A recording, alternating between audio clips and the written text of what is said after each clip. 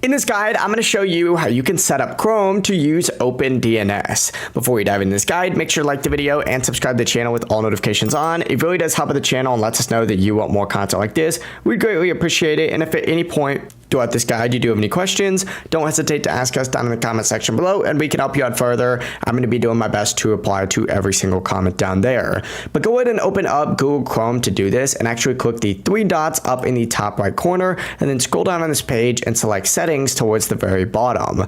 On this left hand sidebar, you're going to want to find the option for privacy and security and open it up, and then go ahead and select security from within here. From these options, go ahead and find the secure connections section right here. From these options, go ahead and find advanced down here, and from within advanced, you're going to see an option for use secure DNS. Go ahead and make sure that's ticked on, and then click on this little section that says OS default, and from within here, you're going to see that OpenDNS down towards the very bottom. Go ahead and select that, and that is it. Chrome is now going to be using OpenDNS. If this guide does help you out, make sure to like the video and subscribe to the channel with all notifications on. It really does help out the channel and lets us know that you want more content like this. We'd greatly appreciate it. Have a great rest of your day, though.